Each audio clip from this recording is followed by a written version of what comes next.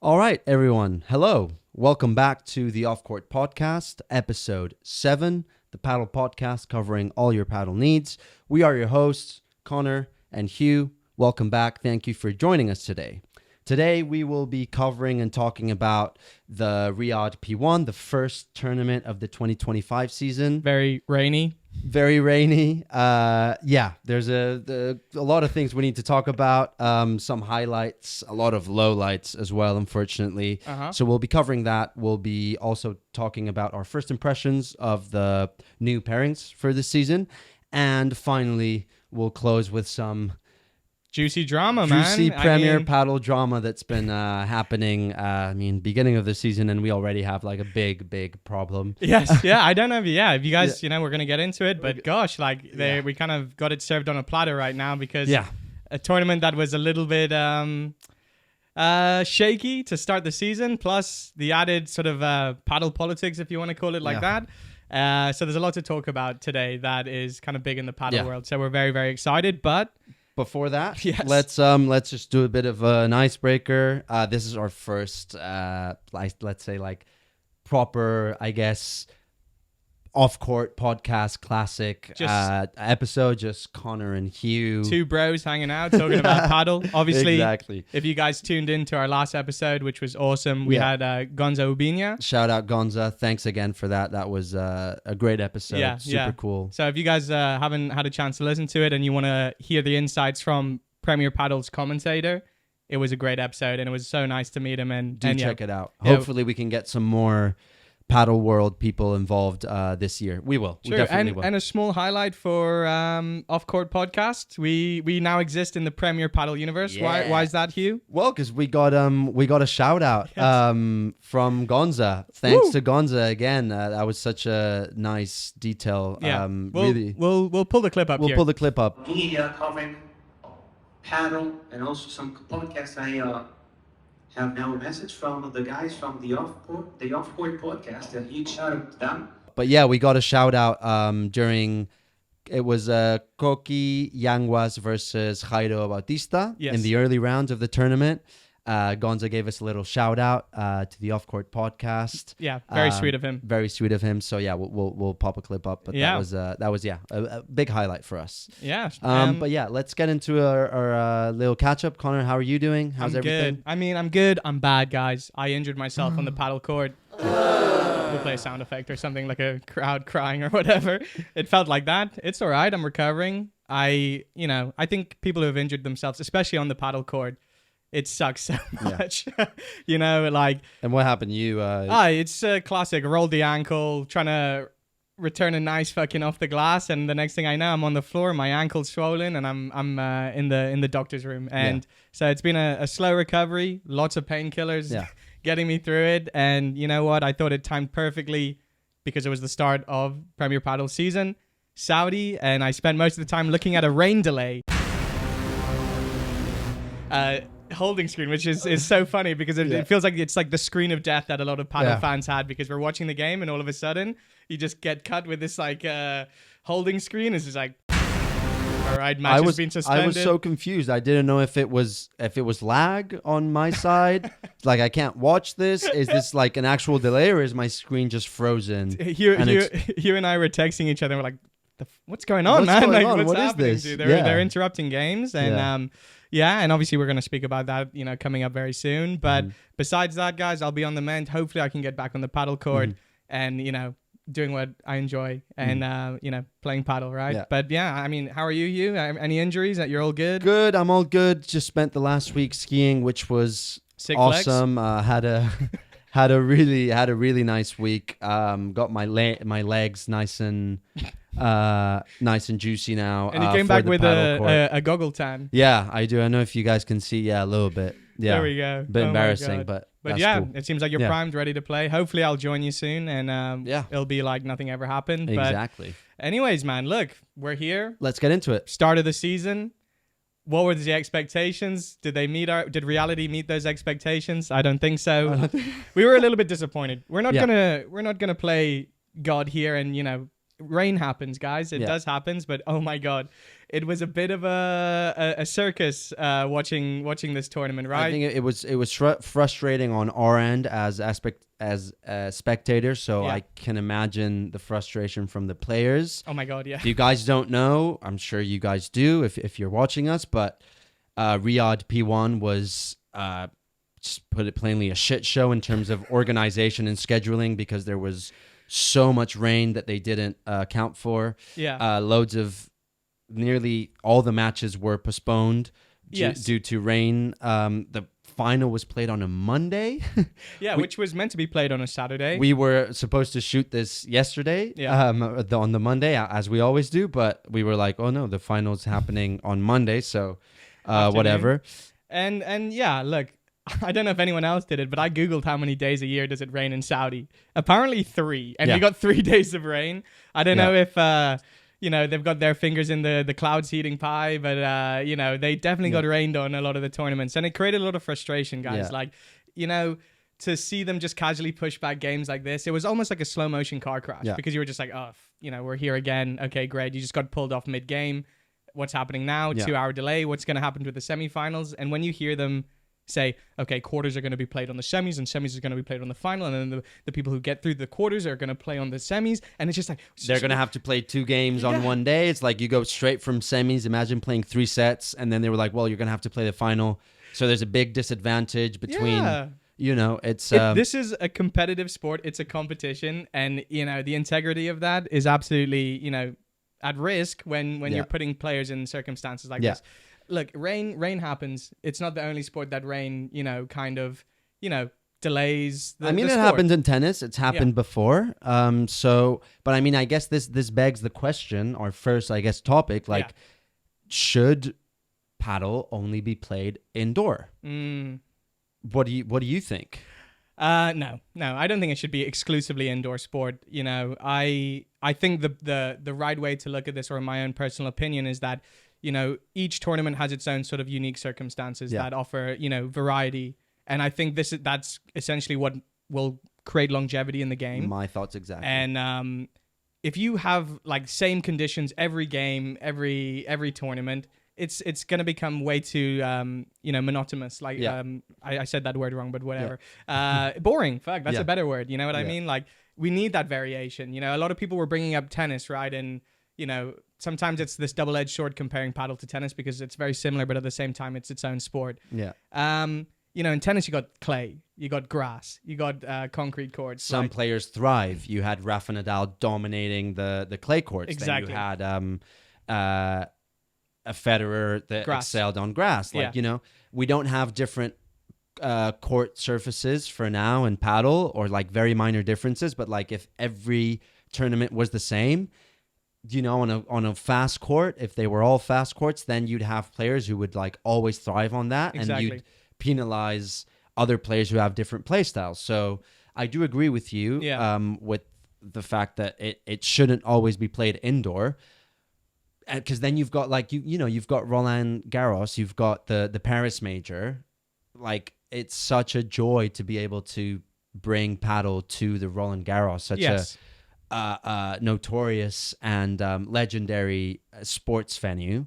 But at the same time, I'm like, well, could it be that they just troubleshoot, and in every tournament they have just a little roof, maybe like a retractable roof? It's not that.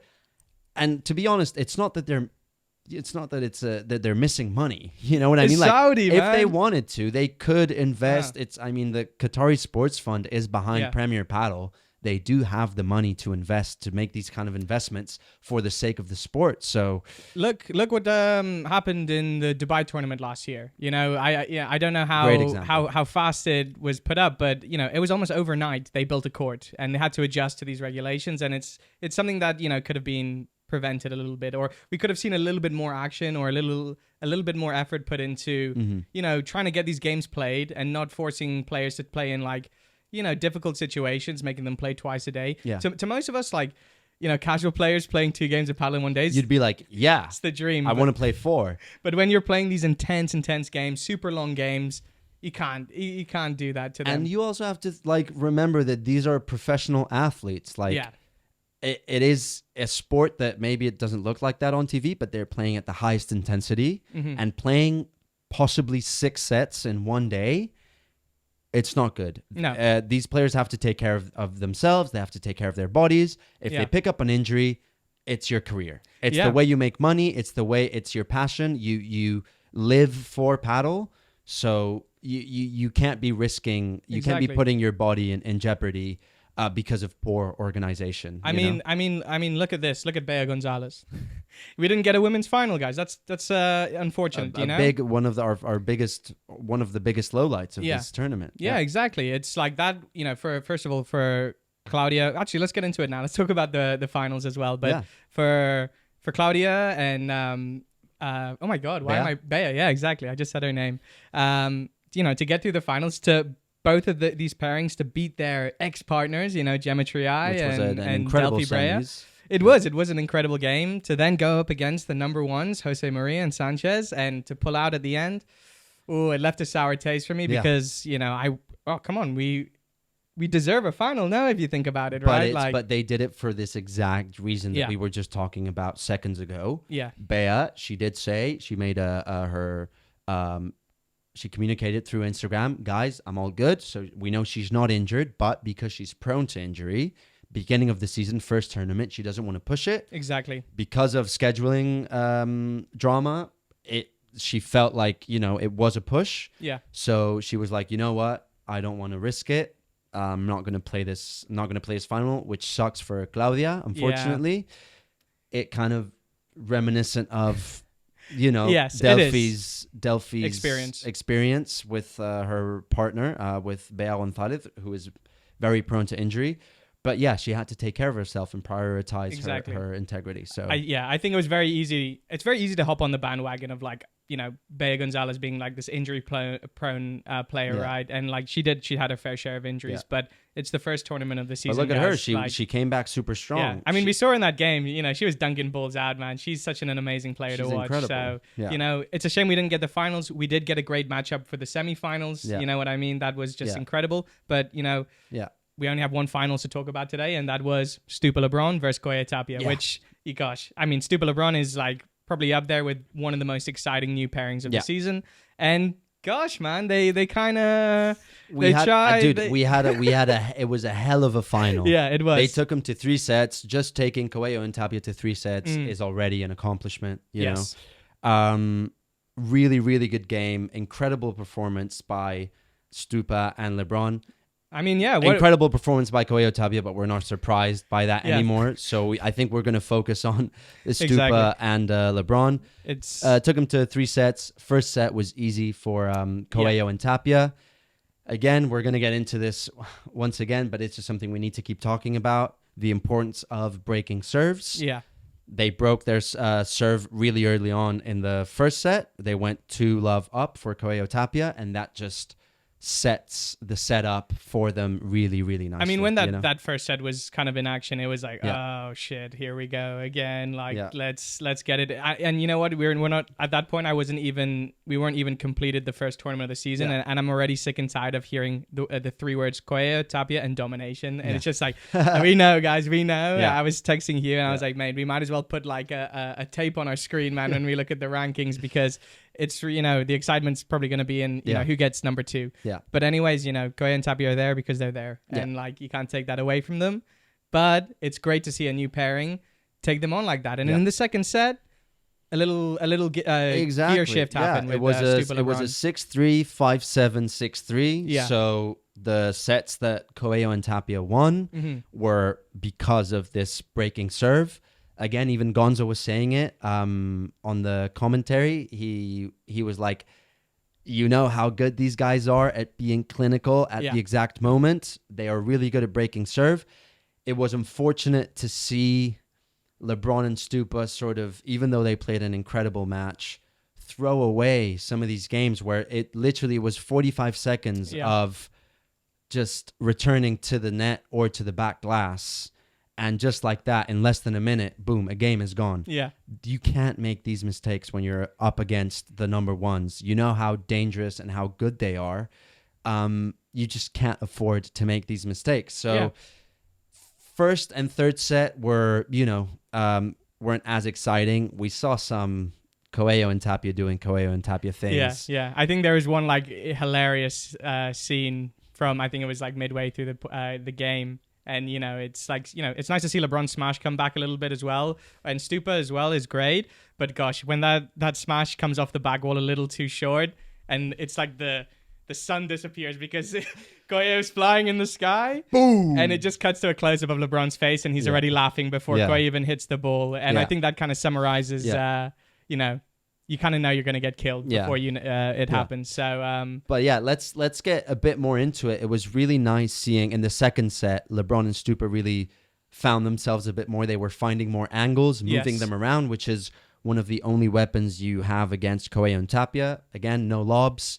They are really strong. I will add LeBron's cross-court lob did add a bit of pressure. They were picking, I think they were kind of putting Tapia in the fridge a little bit and just like, okay, look, if we have to lob, let's do a lob where it's not too deep, but it's not too shallow. You know what I mean? So, yeah, 100%. You are 100% right. So what they did really well, apart from finding more angles and moving them around, the lobs had to be inch perfect. And listening to the coach in between games talking to LeBron and Stupa, they were really insistent on, as you just said, LeBron's cross-court lob and Stupa's down the line lob. He was saying,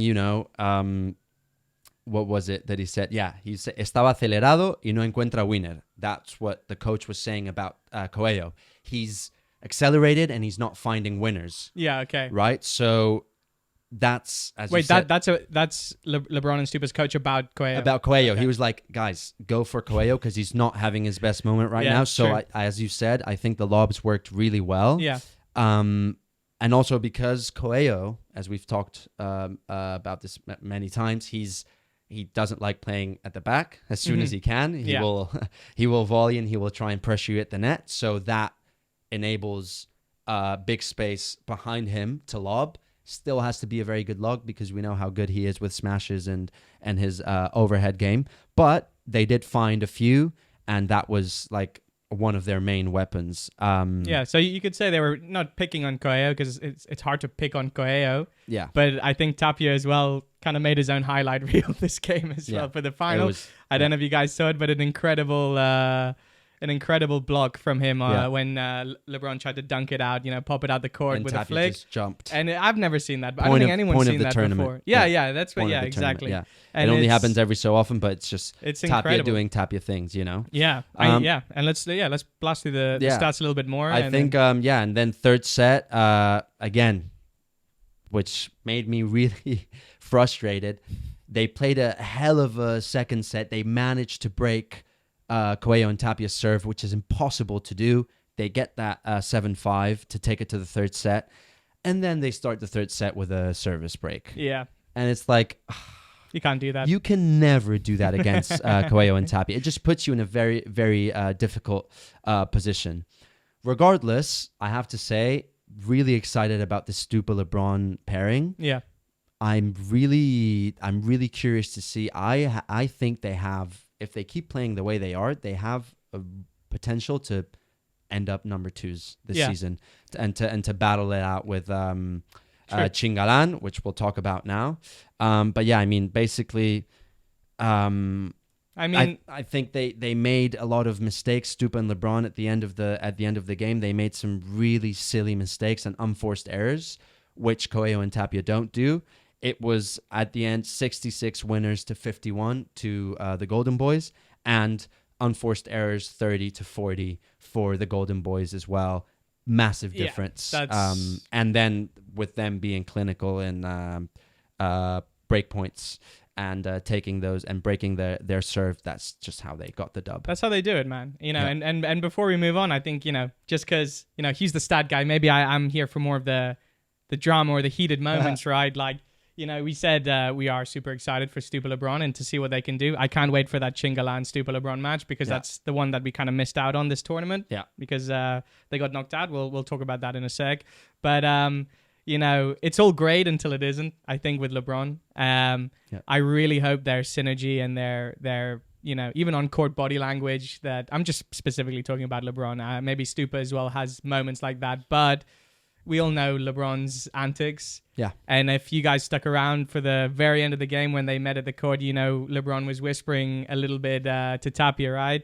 And, a lot of people were speculating about that. What was he saying? What did he have to say at the end of the match? And you know what? If it is true, because I think some people, some internet detectives are analyzing the audio through LeBron's hidden mouth, right? And, apparently LeBron found it kind of disrespectful of Tapia to sort of celebrate or to find a little infringement or try to be he just tried to find an excuse. I think he was trying to find an excuse. Yeah. Tapia just did an amazing blocking from his incredible. dunk at a really important moment in the match. Dude, just walk off. Just shake the hand. Well done. Yeah. Nice victory. You still played an insane game. I mean, Exactly. you played an incredible final along with Stupa. Yeah. Back to the drawing board. Keep training. And just take the dub. You're up against the number ones. It's fine. I know you're losing points because you won Riyadh last season With Galan, yeah. and you can't defend those points, but you still made it to the final. It's a hell of an accomplishment. Exactly. First tournament with a brand new pair. Dude, take it on the chin. Yeah. Be a gentleman about it. It's fine. Yeah. You know? It's hard to place my opinion on it because I feel like I've got the angel and the devil on my shoulder because, you know what, I'm all about, I like good sportsmanship. I like, winning with a bit of class and grace. Mm-hmm. Gosh, there's also a part of me that's like, okay, is this a beginning of a little grudge? Is this going to be a different vibe next time? How I doubt that Tapia takes it personally. Yeah. It's more of an irritation or a mosquito on his skin that he has to swat away. Yeah. But yeah. I mean, LeBron's still LeBron at the end of the day, right? And you can't change his personality. That's what, made him who he is today, if you think about it. So, no one's going to make him change. And I don't think he wants to change anyway. But, it's a shame to see. It's interesting to see. I love a little bit of drama. But, there's a little bit of juice at the end of the tournament there. But, a tournament with only one final, that's a shame. It kind of adds a little bit to the nutshell take of Saudi or Riyadh as the first tournament of the year and how it went down. So, let us know what you guys thought of it as well. I think it just consolidates Coelho and Tapia, again in 2025 season. They're just... Oh my God! They're Yeah, just so I said good, it already, man. They're ridiculous. We've it's- talked about this a million times, so we won't get into it. But you guys know how good they are. I mean, for the clips, it's great. We could talk about Koya and Tapia all day, but there's other things to talk about, and we can only say it once. You know what I mean? We can't every episode be like, man, they're fucking dominating. Exactly. You know what I mean? So we already know. yeah, it's incredible. But look, it's not just about LeBron, Stupa, Koya, and Tapia. I think there's some new pairings that we should talk about. And give our first impressions that made a show. We might not mention some new pairings as well because We can't get into all of them. It's early days as well, and look, maybe players like Garrido out there playing with why am I forgetting all the pairings? Dineno. How could I forget Dineno? The guy with the beautiful blue eyes, man, killer. Yeah. Look, they started the tournament. It's almost too soon to tell, So I'd rather talk about the players that went in running and they kind of got their shit sorted out, man. And you know what? If you're saying the name in your head already, Cardona and Augsburger, like, wow, man, like that was incredible. We briefly mentioned it, but they knocked out Chingalan. Watch out. And they made it to semis. Yeah. LeBron and Stupa had to defend 2 match points against Cardona Augsburger in the semis. Mm-hmm. They managed to do it, but Cardona and Augsburger were really close to reaching the final. Well, dude, like, come on. They were close to winning the final. Like, that's incredible. What are your You know what? what are your takes? I was excited, and I always kind of agreed because I was like, great, man, like they're both fantastic players. They also played with great partners before, and have absorbed so much. Yeah. Their power is they're such aggressive players, man. And we've spoke about this on the podcast before, but like the evolution of paddles changing a little bit, right? And it's all about taking that net, but also just having that aggressive stance from the beginning. Yeah. And they brought it to they this fit tournament. in so well with this way the direction paddle's going. Yeah, and they kind of they remind me a little bit of an early version of, I guess, Coelho and Tapia. please understand me when I say this. They're not as good, obviously, but Yeah. you've got the same righty and lefty. Yes, exactly. Two really powerful smashes. Augsburger's smash is, He's up there with like obviously not as good as Tapia's, but he's competing there with his smashes up there with Galan, Tapia, Coelho. Yeah. Augsburger has a hell of an overhead, And same as Cardona. they're young guys as well, man. And they're super got, young. They got a few more years big guys, yeah. under their belt. Yeah. You know what I mean? Like They knocked out Galan and Chingo. Which it was a match that was delayed multiple times. I'll Yeah. give them that. I don't know, like these guys are pros, right? They can be able to switch on and off like that. But it changes the landscape a little bit, right, of your game. But still, taking out the number twos at quarterfinals, Yeah. they have such massive net pressure. It's insane. And then the overheads, it's super difficult to lob them. Augsburger, I think he smashes over 65% of the lobs he gets. He turns them into a smash. They were just getting winners after winners after winners. I mean, if we look at the stats here, real quick, just give me a second. Yeah, we'll pull it. Don't worry about that because we'll pull them up. But yeah, I mean, if we just look at these quarterfinals, Cardona, Augsburger with 45 winners to 27 from Galan and Chingoto. Yeah. And I think, again... I mean, look, come on, let that echo a little bit. Yeah. 45 winners against 27. Yeah, even though Cardona and Augsburger did 30 unforced errors against Chingalan doing 23, You can do that. it doesn't matter when you've got that much winning power. Yeah. It's don't get me wrong, obviously he's like an incredible player and defensively he's a beast, but I was watching the game and it's so easy to lob Chingo. That just pushes them back the way and even if you don't manage to lob him, he won't punish you with a smash. He's got a hell of a bibora and good overheads, but they managed to push them back quite easily. Galan and Chingo were not finding the net. There was just no way to find the net. And Cardona and Augsburger on the net, they were actually really, really lethal as well. They've got that slap volley from Cardona, same as Coelho and Tapia, just like finishing the point as soon as they shot. can. Yeah, exactly. Which I think really punished Galan and Chingoto. Yeah. What does that mean for Chingalan for 2025? I mean, it's still early days, but I know I've got my opinions. What do you think? I don't want to be too much of a cynic, I guess. It's very easy to go, it's over for them, man. They're done. I mean, it's still on the table very much, but let's have a little bit of patience. We're just starting. We just dipped our toes into the pool. Like, relax, guys. Yeah. Let's see how they play, not in the next tournament because the top 100 aren't playing in that. Yeah. We'll talk about that after this. Yeah. But, come on, give them some time. Yeah. Like, I think it's perfectly okay. And there shouldn't be these sort of troublesome questions of whether they'll stay together. If this continues, however, okay. Yeah. I don't know who they're going to play with. I don't know. I feel like, I hope, Chingoto is amazing, man. But it seems like this height disadvantage and the way the landscape's changing is really like, damn, because you can't really change that. You can't get Chingoto coming on. He just has to train harder and find new weapons to play against these beasts. I'll say it now. Yeah, what's your prediction? Clip this. Yeah, clip it. My prediction, I think Galan is going to call Cardona soon. This year. I think Galan Cardona would be an incredible pairing. I agree. Again, with the righty lefty combo and two big guys with super powerful shots. Really surprised as well by Cardona's defense. I think he really worked on that and it's working really well. He was playing off the glass like a beast. He is an animal, man. And he also has that power and that smash. So again, another really complete hybrid forehand on the go, which is nice to see. Crazy prediction.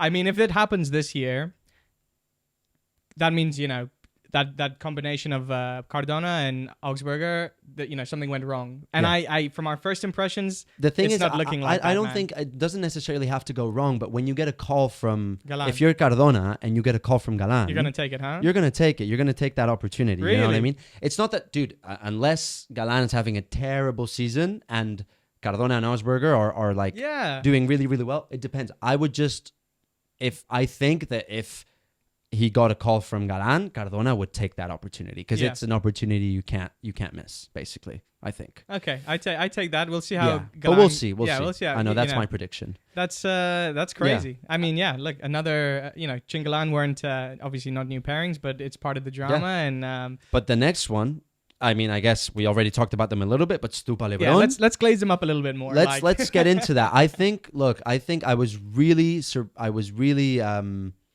surprised. Yes. I was happy to see them work out. Love how LeBron is finding his smash back again in the forehand as a forehand player. The smash he does down the line, which is very difficult to do because of the spin. We've talked about this before. Was really working, and he's found it again, which is nice to see. Stupa, he's at his prime. I think he's playing incredible paddle, and I really like the fact that, and I think what really works for them is they're both incredible competitors. Yes. They're both so hungry. They are, LeBron a bit more, they are hotheads, and they have a lot of character, but I think having that combination of two really, really hungry, driven players takes them to the next level. Yeah. I mean, dangerous game as well when you have two hotheads playing together. Yeah. It takes a flip of a coin, a shift, Yeah. one bad point Yeah. to kind of set momentum on mentality-wise, yeah. yeah. But in terms of competing at the highest level, I think they're a really good. I mean, yeah. They're a really good match. We spoke about that game already, but the finals, just to see someone press even on the second set only to press Koya and Tapia like that, I'm down for it. That's what I wanted to see by the end of the last season because we're all exhausted on Chingalan going up against them, and no hate to them, but they weren't doing it, man. They couldn't do it, and to get more stress, it's another player to do it to think about for Koya and Tapia. It's not just like, okay, these are the possible outcomes that we're going to face at the end of the tournament. We got two young guys that have their first time playing together, but also they're not young compared to Koya and Tapia. But, I kind of forgot about that they're still so young, Yeah. which is crazy. But I'm down for it. I like the competition. I like making it a more competitive atmosphere. And we spoke about these guys already, and obviously we're going to keep an eye on it because we've got like the number one LeBron fan in the world here. No. I like him. Yeah. But dude, show them your LeBron tattoo, dude. Like it's in my butt. Yeah.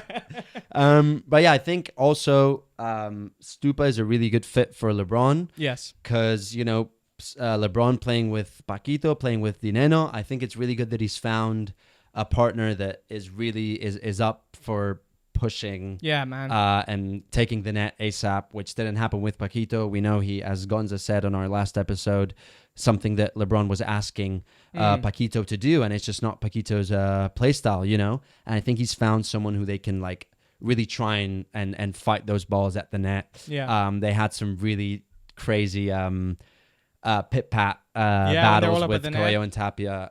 It's sick, man. They're good at finding angles as well, finding winners, which is something that LeBron does really well.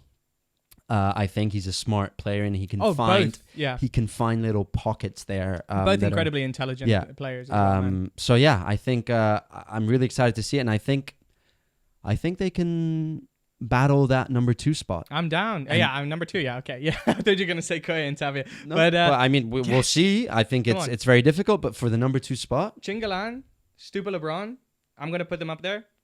Cardona, Augsburger. People calling them Carburger. I don't know how I feel about that. It sounds wrong.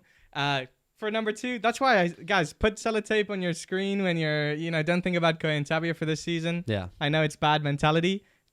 The competition for the number 2 spot it's where it's at. Cardona, Augsburger are a bit. I mean, they're lower in ranking, but I mean they've already like what they've shown in this first tournament. Let's see if where they keep it up. They made semis. If they keep it up, like watch out. Let's see where they end up at the end of the year. I'm interested to see how far up the ranks they make it. But let's move on to our other pairings, which I think it's a bit of a double because. They both switched over. We're talking about Fernandez and Gonzalez and Tria and Brea. Yeah. What a semis, man. Yeah. What a game. Yeah. We can talk about the semis only because that's what we have. Yeah. And it was interesting, man, because it's a pairing that we speculated on a little bit. And I don't know about you, Hugh, but I really was backing Tria and Brea, right? I was thinking that it would go to them Me too, when I was watching, but surprisingly, Gonzalez Fernandez managed to take the dub. They did. A hell of a game, and it's something that I wanted to talk to you about, because I know that both of us really like these four players. Yeah, I was big fans of them, and it's a very exciting scenario for the women's paddle. But we've got they went to 3 sets, super close match. Yeah, and I feel like this is just the beginning of a rivalry of a rivalry for 2025, where it would just be a win for each. Yeah. And they will have to really work hard, because they're really similar in level. Yeah, and it's going to be super exciting to watch. I mean, for anyone who's newer here, who doesn't know or just started watching Premier Padel this season, Claudia Fernandez was playing with Gemma Triay.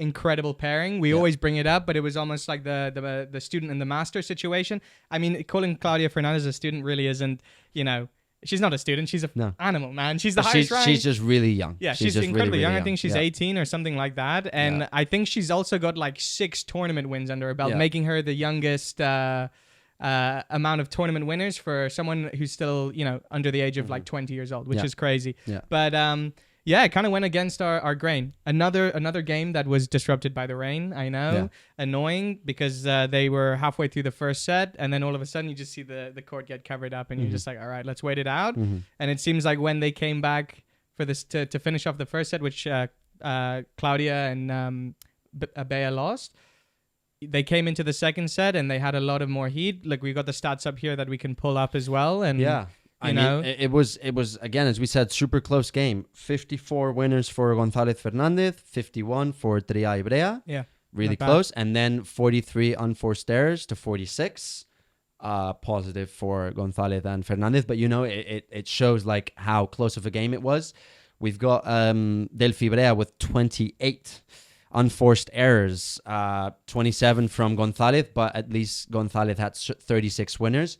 It was a match that I think, unfortunately, wasn't the best. It wasn't Brea's match. Triay was by far the best player of the game. Unfortunately, Brea couldn't keep up with her, and Gonzalez and Fernandez they found more synchronicity. Exactly. They were both playing at a similar level. They were, in tune, and I think Delphi just had a bad game, and I think it was her that sort of lost it. Yeah, I mean, it's a game of pairs, man. Yeah. When your partner's not there on the day, they're not there on the day, and it changes everything for you. And it was great to see the younger players, or the younger duos, to come from both of these teams to come out on top. Absolutely. Bea Gonzalez, incredible player. To see her dunk it at the court, some of her smashes are incredible. Yeah. And Claudia is just Claudia. She's amazing. amazing. It's such a crazy battle between two. It's the diagonals. It's the forehand with Fernandez Brea, and the backhand with Triay and Gonzalez. There's, if you look at the stats here, they're just so similar in everything. Yeah, it's crazy. It's so awesome though, because that's kind of why I love paddle, because it's like on like a competitive and professional level, because all of these pairings shift and they switch around and they swap seats, and really it's such like an introspective position to be in when you played out like not just one season but 2 seasons, 2 years with your same partner, and now you're playing against them, and it's like you kind of know how they play, their behavior, it's so their it's incredible. So it's like they've got their own mind game. It's a chess game at the end of the day, right? Because then they'll be like, oh, I know that if we on the third set she generally she usually tires out, or I know that when this happens she's gonna try this shot. Exactly. But then the other one also has an opponent on the other team, so they can share, it's crazy. It's like how in their heads are they? Are they just playing? Are they playing with the knowledge that they know the player very well? I don't know, but that's kind of what made that game interesting. And it's a shame because Claudia and Bea went through. Obviously, we said already they pulled out, so we didn't get a finals. I can't wait to see them. Obviously, we always go on about Koya and Tapia and dominating, but props to Ari Sanchez and Paulia, Jose Maria. It's incredible to see them play. It's a shame we didn't see the final, but we got tournaments coming up, guys. So we'll see, and watch out. Because again, I think as in 2024, 2025 for the women's is going to be a lot more competition. Oh yeah, for those tournament wins and the number 1 spot. So we'll see what happens. Incredible. All right, so yeah, let's get into our third and last topic, the Premier Padel drama, which we have to touch upon. Unfortunately, the season started in a bit of a weird way with like all these scheduling Saudi problems in the Riyadh P1.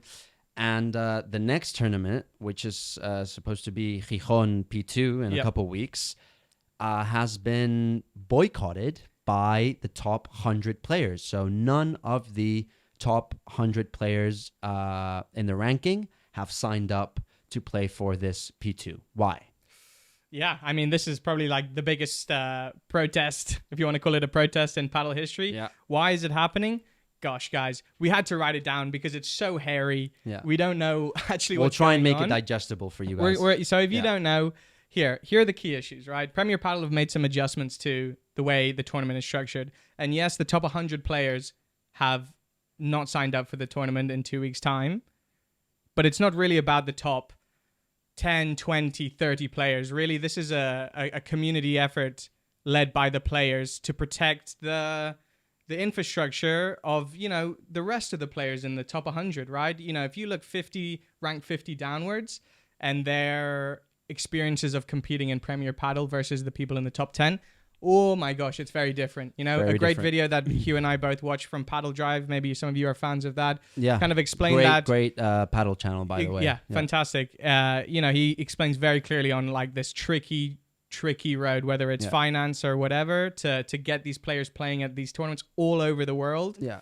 Obviously, like Coelho, Lebron, Tapia, Galan, these guys are millionaires, and they manage to, travel the world without an issue, and because they make a lot of money. But as soon as you start going down the ranking, it's not an easy life. No. It's really hard financially, and you have to work really hard to support yourself. Exactly.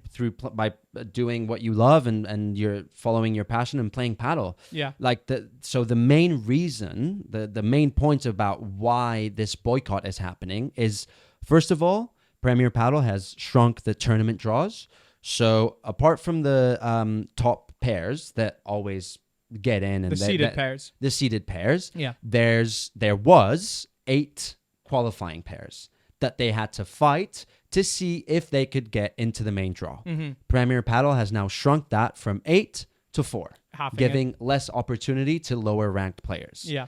Prize money cuts. Yeah. That's another issue. This is how these guys get paid, right? Yeah. And, they'll spend the money traveling. Maybe they have a coach that might not even be able to travel with them. Many times they can't. Hotels, surviving, eating. Physiotherapist, Exactly. psychologist. Like, you have to think, like, Galan shows up to Riyadh with a coach. Yes. Well rested, in a nice hotel, with a physiotherapist and a psychologist. Yeah. And he brings his whole team with him. Yeah. Right? This guy's got therapy, man. If you watch early games in tournaments, you will see that many of the lower ranked teams, sometimes on the benches, they just sit by themselves and figure out the strategy on their own because they can't pay for a coach to come with them. No. And with the prize money cuts, which is another reason, lower ranked players now earn less, and top players remain with stable earnings. Yeah, it's like, look, you're spending all these monies to compete in these competitions, and let's say you're solid, man. You win the games, you get to where you need to get to. You're probably not breaking even when you're playing. So it's like, how the hell are you meant to sustain a career out of this? Yeah. And like, look, it's all great focusing on the top players. We know all the names. We know, we see them play every tournament. They all came from the bottom of the ranks eventually, right? Like, but what the thing is, and I think this is a very important distinction. The thing is that, and people say, but it's, I mean, how did Coelho and Tapia get to where they are? Like, they had to go through that as well. Isn't just like meritocracy? Yeah. No. Which it's a double-edged sword. Paddle is growing a lot, as you guys know. Yeah.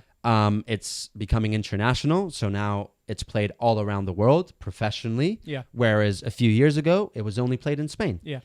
You were a player in Spain. You only had to spend X amount of money to travel around and to win money, basically. You didn't have to go to Miami, Riyadh, Mar del Plata in Argentina, Middle East, Italy, all around Europe. You didn't have to do that. So it was a lot less expensive. Now, qualifying rounds are played in the home country. So which is, we got to highlight, that's, incredibly, I think, unfair, especially for these players that are, it doesn't matter if they're going to climb up the ranks eventually or not. They still make the body of paddle players that are in the top 100 of the world. It's in the world, man. Exactly. So in the current climate of paddle, it is way harder to come up in the rankings, basically. Let's just put an example. You're in the qualifier. You're top 150, right? And you get the call that you can play a qualifying round in Mexico. Yeah. Fine. You have to pay for flights with really short notice because they tell you with really short notice if you're in a qualifying, you're a qualifier. Fly to Mexico, 2 days before, how expensive is that flight? Yeah. Whatever. And 1,500 euros or pounds, dollars, whatever, just for the flights. You get there and the qualifying rounds are played Saturday and Sunday. So you have to play a game on Saturday. If you get through, you have to play 2 on Sunday. If you get through, then you get into the main draw. Round of 32s and 16s and stuff. So if you're really lucky, it rarely happens, but imagine you get into the main draw as a qualifier. You have to face Garrido and Dineno in a round of 16 or round of 8s. Who haven't played one game. Who haven't played one game because they go by. They don't have to play any of these games. They just rock up to the main draw. Well rested with all their coaches, all their psychologists, physiotherapists, whatever. You've already played 5 games in the last 4 days. You're destroyed and you have to come up against these beasts. There's no way you can't do anything about that. Yeah. So. And let's say that that's the best case scenario and that you actually get into the main draw. Maybe you fly to Mexico on the Saturday or on the Friday. You play Saturday. You go to 3 sets. You lose the last set on a tiebreak, 7-6. Done. Yeah. You have to go home. Yeah. You have to go home and back to training, and you've spent $2,000. Dude, I wonder for 2 days. It's. I wonder what that feeling is when you book your flight to go to the tournament, and you're like, do I book a return? When do I do? How far am I going on this one, man? And you get that open ticket return or whatever, or one-way ticket just to leave the day after, and it's just God damn. The mentality and that the psychological impact that this has on the players is a lot, man. So it's a tough industry. Yes. Professional athletes, this happens all the time, but especially, this happens in tennis as well. As soon as you go a bit further down the ranks, it's really hard to climb up. Yeah. So that's the main reason. All these reasons, that's why the players are boycotting. Yes. Connor, what's been Premier Padel's response to that? Well, ever since...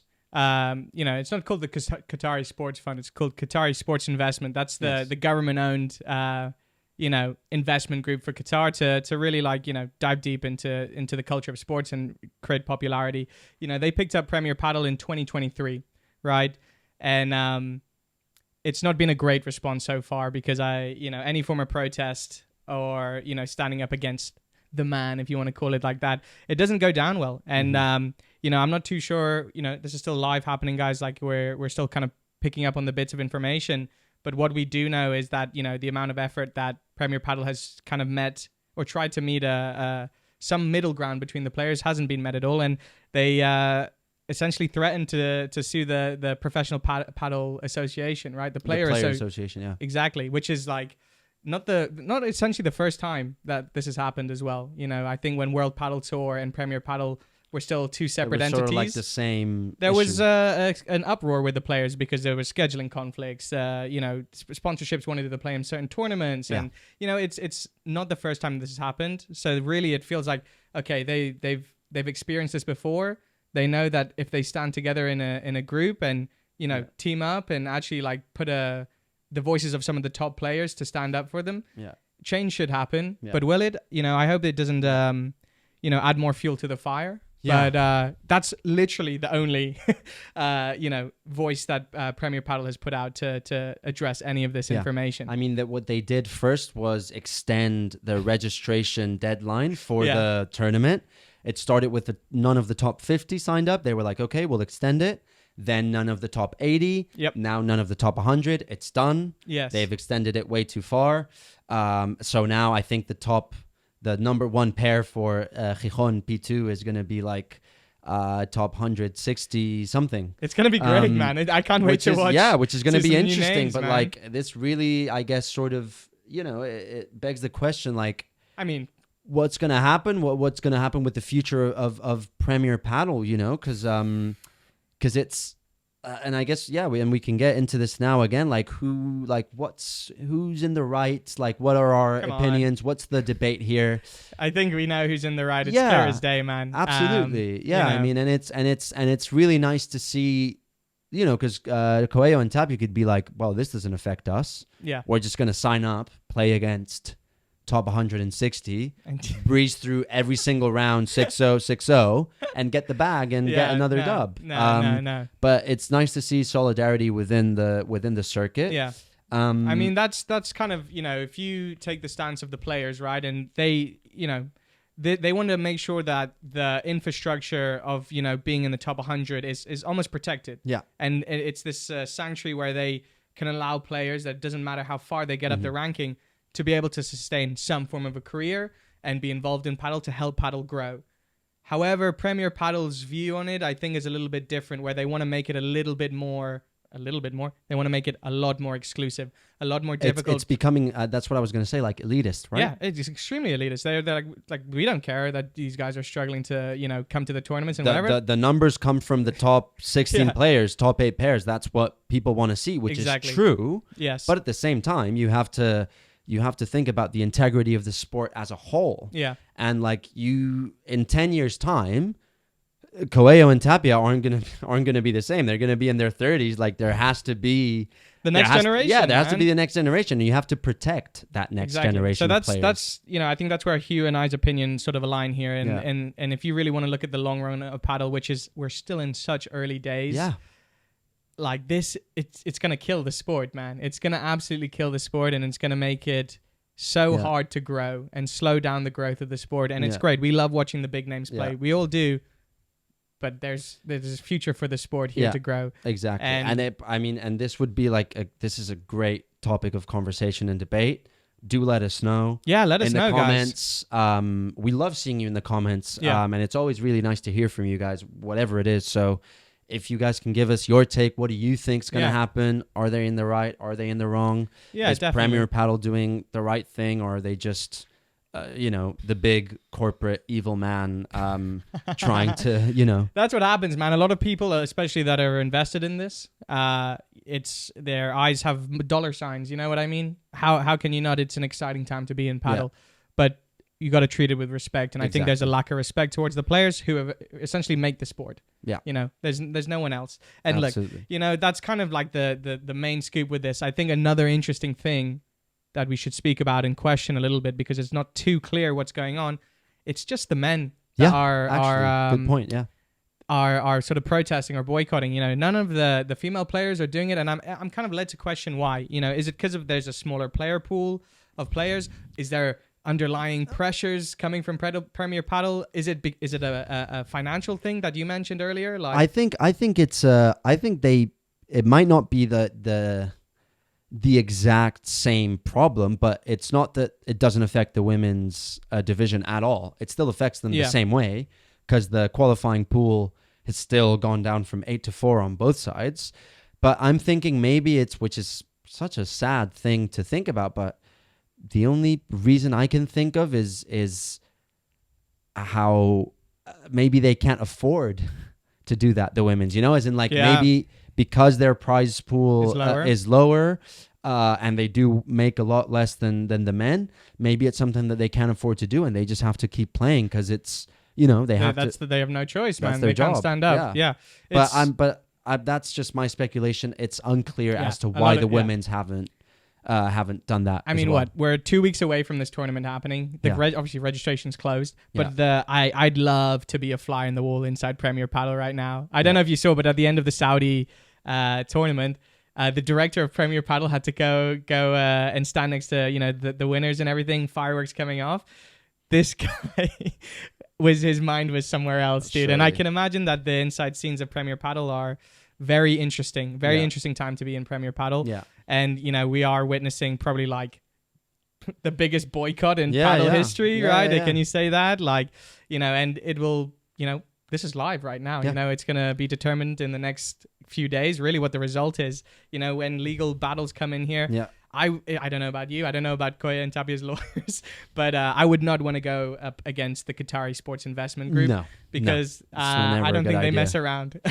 Yeah. And it creates it's ruining, you know, it takes it away from the sport at the end of the Yeah. day. We just want to watch the games, Yeah. and obviously we want to watch the players. But as I said earlier, the players make the game, and if there is an imbalance of respect, understanding, communication, there's got to be some middle ground met here. And it's about the integrity of the sport as Yeah. a whole as Yeah. well, I think is, you know, something that has to be kept in mind.